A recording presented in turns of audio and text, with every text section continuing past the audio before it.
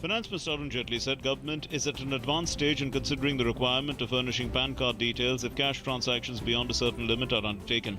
Arun Jaitley also said government is committed to make tax rates reasonable and create deterrence to the use of black money.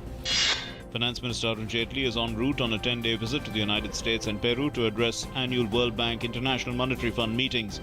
Jaitley will participate in the G20 Finance Ministers meetings and BRICS Finance Ministers meeting on the sidelines of the Fund Bank meetings. Gujarat State Election Commission has postponed general elections of municipal corporations, panchayats and local bodies. Days before the first phase of Bihar polls, the Election Commission has reminded political parties of the guidelines to be followed while drafting election manifestos and has asked them to provide it with a copy of the document soon after it has been released. The election campaign for the first phase of assembly polls in Bihar is in full swing. BJP President Amit Shah today addressed a rally in Katihar. Seeking votes for the party, he said that the BJP is the only party for development in Seemanchal region of the state.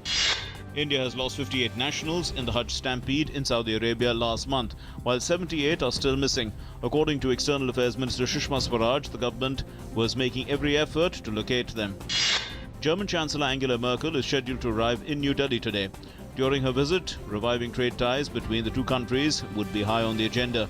She will jointly chair the India-Germany intergovernmental consultations with Prime Minister Narendra Modi on Monday. India and Indonesia will expand strategic and defence ties by jointly conducting an inaugural maritime exercise from October 17 to October 18 in the Andaman Sea.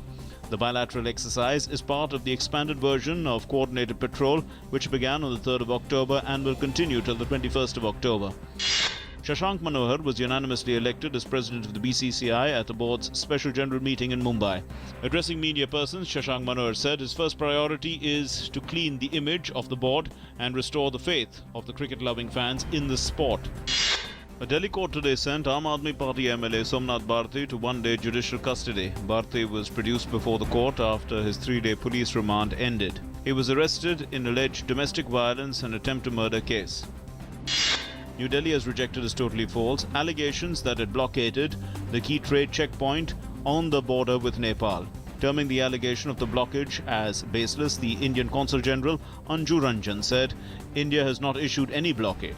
She also said Nepal government should have discussion with Indian government before moving to UN over blockage. In international news, US President Barack Obama has expressed deepest condolences over airstrike on a hospital in Afghanistan's Kunduz city that killed 19 people and asked the Pentagon to keep him apprised of the investigation into it. The Department of Defense has launched a full investigation. The death toll in Guatemala landslide continues to climb. At least 86 people were killed when massive mudslides buried scores of homes on the outskirts of Guatemala City. An estimated 300 people were still missing. Bangladesh's Prime Minister Sheikh Hasina today said there were no signs of Islamic State in the country despite the killings of 2 foreigners this week claimed by the group. A Japanese citizen was gunned down on Saturday by 3 masked men on a motorcycle, an attack similar to Tuesday's shooting of an Italian aid worker Cesare Tavale. The second T20 international between India and South Africa is scheduled to be played in the Barapati Stadium in Cuttack on Monday. The second T20 game promises to be a make-or-break game for Team India. A win will help South Africa pocket the series and overtake India in the T20 rankings. Players of Team India and South Africa arrived in Bhubaneswar on Saturday.